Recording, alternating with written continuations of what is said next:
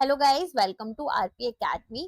तो दोस्तों, आज हमारी स्टैटिक बैंकिंग अवेयरनेस सीरीज में हम लोग पढ़ने वाले हैं यहाँ पर हमारे टाइप ऑफ बैंक्स। ठीक है, तो थोड़ा थोड़ा तो मैंने जब आपको कमिटीज पढ़ाई थी तभी समझा दिया था, बाकी रिमेनिंग हम अभी समझते हुए चलेंगे। तो इंडियन बैंकिंग सेक्टर काफी डाइवर्स है और यहाँ पर काफी इंपॉर्टेंट रोल प्ले करता है कंट्री की इकोनॉमी में, किसी भी इकोनॉमी में। ठीक है, बैंक्स जो होते हैं उसकी बैकबोन कहलाते हैं।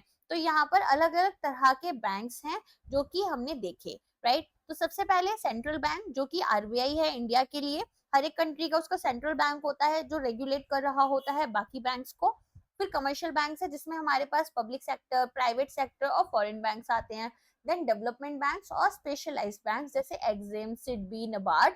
एंड आपके कोऑपरेटिव बैंक्स जैसे कि primary credit societies, central cooperative societies और स्टेट कोऑपरेटिव बैंक्स। ठीक है, ये सब आपके आते हैं। अब सबसे पहले सेंट्रल बैंक क्या होता है, देखो यहाँ पर जो मनी सप्लाई है, मॉनेटरी पॉलिसी है, कितना पैसा प्रिंट होगा, कितना पैसा यहाँ पर लोगों के पास सर्कुलेशन में होना चाहिए, ये सब कौन देखता है? सेंट्रल बैंक देखता है। तो ये बैंक होता है बाकी बैंक्स के लिए और लेंडर ऑफ लास्ट रिजॉर्ट। अगर हमारे बैंक्स के पास कोई भी ऑप्शन नहीं बचा है लैंडिंग के लिए, यहाँ पर पैसा बोरो करने के लिए, तो वो किसके पास जाएंगे? वो जाएंगे आरबीआई के पास में। ठीक है, तो आरबीआई ना एक तरीके से यहाँ पर, या फिर सेंट्रल बैंक जो होते हैं, वो एक फादर का रोल प्ले करते हैं। तो आरबीआई कैसे करता है? देखो, अभी पैसा चाहिए तो यहाँ पर आप आरबीआई के पास जा रहे हो, कोई गलती कर दी तो आरबीआई डांट लगाएगा। ठीक है, यहाँ पर आपको अपनी सेफ्टी सिक्योरिटी कैसे करनी है वो आपको आरबीआई सिखाता है। तो इसीलिए आरबीआई जो है वो सेंट्रल बैंक है जो कि रिस्पॉन्सिबल रहता है for deciding the monetary policy. अब कमर्शियल बैंक जो होते हैं ये जनरल बैंकिंग बिजनेस करेंगे। तो जैसे कि डिपॉजिट यहाँ पर आप लोग अपने डालते हो, कैसे करते हो? कासा में, करेंट अकाउंट, सेविंग अकाउंट में, इसको बोलते हैं डिमांड डिपॉजिट। ठीक है, और आपके टर्म डिपॉजिट्स होते हैं जैसे कि आपके फिक्स डिपॉजिट्स हो गए कि भाई यहाँ पर 5 साल के लिए, 3 साल के लिए आपने अपने पैसे को डिपॉजिट कर दिया। तो बैंक आपसे इन पर एक्सेप्ट करेंगे डिपॉजिट्स और क्या करेंगे? जो पैसा आपने डिपॉजिट किया है अपने अकाउंट्स में, इस पैसे को ही लोन के फॉर्म में दूसरे लोगों को दे देते हैं। ठीक है, तो हाउस होल्ड और फर्म्स को ये लोन देंगे। तो इसी तरीके से फ्लो ऑफ मनी चलता है इकोनॉमी में। अब हमारे पास शेड्यूल्ड और नॉन शेड्यूल्ड दो तरह के बैंक्स रहते हैं। सबसे पहले यहाँ पर सेकेंड शेड्यूल बना हुआ है आरबीआई एक्ट के अंडर। तो जो भी बैंक्स अपने सेकेंड शेड्यूल के अंडर आते हैं वो हो जाते हैं आपके शेड्यूल्ड कमर्शियल बैंक्स। ठीक है, अच्छा, अब यहाँ पर जो हमारे पास में बेसिकली आरबीआई का एक्ट है, ठीक है, आरबीआई एक्ट कौन सा है? 1934, इसके अंडर ये आएंगे। शेड्यूल्ड बैंक्स जो होते हैं ये आपके कैसे हैं? ये लिस्टेड होते हैं second schedule of RBI act के अंडर। यहाँ पर आपके पास एक पेड अप कैपिटल और रिजर्व होना चाहिए एग्रीगेट वैल्यू का of not less than 5 lakh rupees. ठीक है, तो यहाँ पर आपको याद रखना है कि पेड अप कैपिटल कितनी होती है, एंड यहाँ पर आपको ये भी पता होना चाहिए कि कितना हमारे पास रिजर्व रिक्वायरमेंट्स हैं, राइट। तो यहाँ पर paid up capital for banks आपको कितना रखना है? अगर आपका शेड्यूल कमर्शियल बैंक है तो ये आपका यहाँ पर 5 लाख रुपए होना चाहिए। ठीक है, अच्छा, अगर हम बात करें यहाँ पर आपके लिए मिनिमम पेड अप कैपिटल से रिलेटेड ना कुछ नए रूल्स आए थे, तो वो भी आप एक नजर रखना। ठीक है, चलो अब यहाँ पर आपके लिए जितने भी कमर्शियल बैंक्स हैं जैसे रीजनल रूरल बैंक्स हो गए, स्टेट कोऑपरेटिव बैंक्स हो गए, ये सभी इस कैटेगरी के अंडर आते हैं। शेड्यूल्ड बैंक्स को थोड़ा सा प्रिविलेज मिल जाता है यहाँ पर कि किस तरीके से वो रिफाइनेंस फैसिलिटीज को यूज कर सकते हैं जो आरबीआई प्रोवाइड कर रहा है। अगर हम बात करें मई 1 2025 तक 124 शेड्यूल्ड कमर्शियल बैंक्स इंडिया में हैं। ठीक है, एससीबीज बोलेंगे उससे। नॉन शेड्यूल्ड बैंक्स की अगर हम बात करें तो ये सेकंड शेड्यूल में जो बैंक्स नहीं आ रहे हैं तो उनको हम क्या बोलते हैं? यहाँ पर नॉन शेड्यूल्ड बैंक। अब क्यों नहीं आते हैं? क्योंकि पेड अप कैपिटल इनका लेस देन 5 लाख रुपीज होता है और आरबीआई का यहाँ पर कम कंट्रोल होता है। ठीक है, 4 हमारे पास में ऐसे नॉन शेड्यूल्ड बैंक्स हैं। टाइप्स की बात करें तो हमारे पास में एक बनते हैं पब्लिक सेक्टर बैंक्स जहां पर गवर्नमेंट होल्डिंग आपकी 51% होनी चाहिए मिनिमम।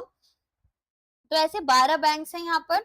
तो आपके पास एसबीआई हो गया, पीएनबी हो गया, बैंक ऑफ बड़ौदा हो गया, केनरा बैंक हो गया। ठीक है, ये सभी आपके क्या बन जाते हैं? Public sector banks. Private sector banks की अगर हम बात करें तो यहाँ पर जो मेजोरिटी शेयर कैपिटल है वो हमारे प्राइवेट इंडिविजुअल्स की या एंटिटीज की होती है, राइट। तो यहाँ पर आपके पास में वो कंपनीज जिनकी लिमिटेड लाइबिलिटी है। तो जैसे axis bank, ICICI bank, HDFC, Kotak, तो ये हमारे पास 21 हैं। फॉरेन बैंक्स की अगर हम बात करें तो यहाँ पर जो बैंक्स हैं वो रजिस्टर्ड और हेडक्वार्टर्ड कहाँ पर होते हैं, किसी फॉरेन कंट्री में, और इनकी एक ब्रांच जो है वो इंडिया में होगी या एक से ज्यादा ब्रांचेस होंगी। तो ऐसे हमारे पास 44 से 45 बैंक्स तक हैं। जैसे आपका स्टैंडर्ड चार्टर्ड बैंक हो गया, एचएसबीसी हो गया, सिटी बैंक हो गया। अच्छा, आज न्यूज आई थी कि स्टैंडर्ड चार्टर्ड बैंक जो है यहाँ पर वो भी एक आईबीयू खोल रहा था गिफ्ट सिटी में, राइट। इसके बाद में रीजनल रूरल बैंक्स की अगर हम बात करें तो रीजनल रूरल बैंक्स हमने देखा था नरसिम्हम कमेटी के अंडर आए थे। तो आरबीआई एक्ट 1976 के अंडर ये आए थे ताकि सफिशिएंट क्रेडिट प्रोवाइड कर पाए एग्रीकल्चर और अदर रूरल सेक्टर्स को। इंस्टीट्यूशनल कि भाई यहाँ पर इंस्टीट्यूशन वाइज दिया जाए, लोकल यहाँ पर सब जो लेंडर्स हैं वो ना दें क्योंकि वो लोग बहुत हाई इंटरेस्ट रेट चार्ज करते हैं। यहाँ पर आपको मैंने लास्ट क्लास में भी बताया था कि गवर्नमेंट ऑफ इंडिया की 50% शेयर होल्डिंग होती है, स्पॉन्सर बैंक की 35 और स्टेट गवर्नमेंट की 15% होती है ना। अब हमारा एमालगमेशन हुआ था हाल फिलहाल में, वन स्टेट वन आरआरबी हमने देखा, तो यहाँ पर टोटल नंबर ऑफ आरआरबीज जो हैं वो कम हो गए हैं, अब 28 आपको देखने के लिए मिलेंगे।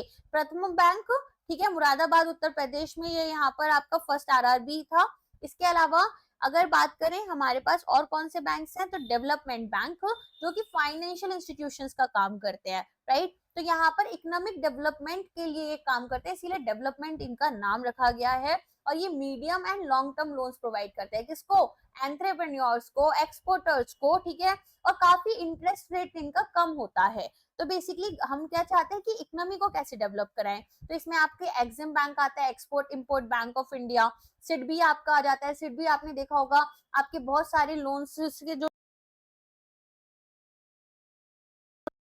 लोन देना होता है उसमें आपके पास में सिडबी देखने के लिए मिलता है ना।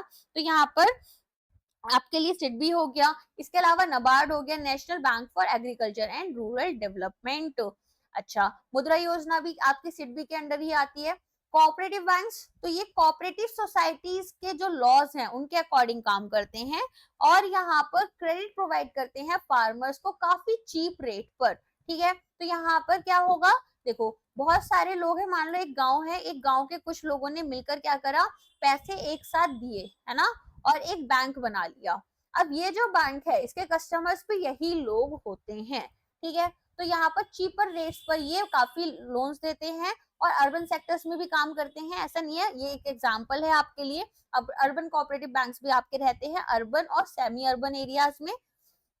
अच्छा, ये यहाँ पर no profit no loss basis पर काम करते हैं और banking and financial services provide करते हैं। अनोनिया कोऑपरेटिव बैंक लिमिटेड जो कि आपका बड़ौदा में है या फिर वडोदरा आप नाम बोल देते हैं उसको, तो ये आपका फर्स्ट कोऑपरेटिव बैंक है इंडिया में। कोऑपरेटिव बैंक स्ट्रक्चर की अगर हम बात करें तो यहाँ पर प्राइमरी अर्बन कोऑपरेटिव बैंक्स हैं, तो शेड्यूल्ड अर्बन कोऑपरेटिव बैंक्स 49 है एज ऑफ सितंबर 2024 और नॉन शेड्यूल्ड आपके 1420 हैं। फिर आपकी आती है PACS societies, primary agriculture credit societies, यहाँ पर भी आपके पास में ना ऐसे ही फार्मर्स जो होते हैं वो मेंबर्स होते हैं और लोन्स वगैरह आपके लिए ले लेते हैं। Then district central cooperative banks हैं और स्टेट कोऑपरेटिव बैंक्स, इसके अलावा लैंड डेवलपमेंट बैंक्स भी होते हैं, ठीक है। तो यहाँ पर आप क्या देखेंगे कि 42 कोऑपरेटिव बैंक्स हैं जहां पर कि आपको बेसिकली देखने के लिए अलग अलग तरह के बैंक्स मिल जाते हैं इसमें, इस कैटेगरीज में। स्पेशलाइज्ड बैंक्स आपके होते हैं तो ये स्पेसिफिक रिक्वायरमेंट्स को फुलफिल करते हैं, जैसे कि आपका एग्जिम, सिडबी, नबार्ड। इसके बाद में स्मॉल फाइनेंस बैंक्स होते हैं, तो ये बैंक्स जो है ये फाइनेंशियल इंक्लूजन के लिए होते हैं ताकि हम जो अंडर सर्व्ड सेक्शंस हैं इनको यहाँ पर क्या करें, यहाँ पर इनको हम सर्व कर पाए, फाइनेंशियल इंक्लूजन में ला पाए। नचिकेत मोर कमेटी के अंडर भी मैंने आपको डिफरेंशिएटेड बैंक का कॉन्सेप्ट पढ़ाया था, है ना। तो यहाँ पर उसी की बात हो रही है।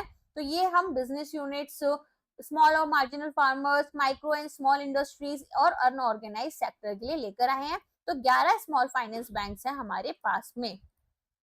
नेक्स्ट आपके पास आता है पेमेंट बैंक्स। पेमेंट बैंक्स में क्या होता है, यहाँ पर डिमांड डिपॉजिट से एक्सेप्ट करते हैं, आपके पास में ये ड्राफ्ट वगैरह इशू नहीं कर सकते हैं, ठीक है। तो यहाँ पर एक सर्टेन लिमिट होती है पर कस्टमर जिसको फॉलो करना होता है। आई थिंक 1 लाख रुपीज का इस पर लिमिट रहता है आपका पेमेंट बैंक्स पर। इसमें आपके पास में आप कस्टमर्स को चेक इशू कर सकते हैं, बताओ यहाँ पर आप एटीएम कार्ड, डेबिट कार्ड और पेमेंट्स जो हैं ये सारी चीजें कर सकते हैं। क्रेडिट कार्ड या फिर लोन्स जो हैं वो आप ऑफर नहीं कर सकते हैं, ठीक है। अच्छा, इंडिया में एज ऑफ नाउ ना 5 पेमेंट बैंक हैं। लोकल एरिया बैंक जो होते हैं, इस पर से क्वेश्चन भी आया हुआ है, तो स्मॉल प्राइवेट बैंक्स होते हैं, ये याद रखना, प्राइवेट बैंक्स होते हैं ताकि रूरल और अर्बन बैंकिंग के बीच में जो गैप है उसको ब्रिज कर पाए, और यहाँ पर लोकल नीड्स पर ये फोकस करते हैं। 2 लोकल एरिया बैंक्स यहाँ पर रहते हैं, ठीक है। अच्छा, पेटीएम पेमेंट बैंक जो है, ये पेटीएम ही निकलता है मेरे मुंह से हमेशा। यहाँ पर आप 2 लाख रुपए तक डिपॉजिट कर सकते हो, लिमिट जो है वो आपकी बढ़ गई है, राइट, ये भी याद रखना। बाकी गाइज, अब आप इस वीडियो को माइट भी आज से 1 साल बाद देखो तो कुछ नंबर्स में चेंजेस हो जाए, क्योंकि मर्जर्स, एक्विजिशंस, नए लाइसेंसेस इशू किए जा रहे हैं, तो अपन का जो भी डेटा है वो अभी लेटेस्ट है, बट इसके बाद में आप एक बार क्रॉस चेक कर लेना जब एग्जाम के लिए जा रहे हो। बाकी अगर लेक्चर पसंद आया तो लाइक करना, शेयर करना और सब्सक्राइब करना मत भूलना। अब मिलते हैं हमारे नेक्स्ट लेक्चर में। Thank you so much.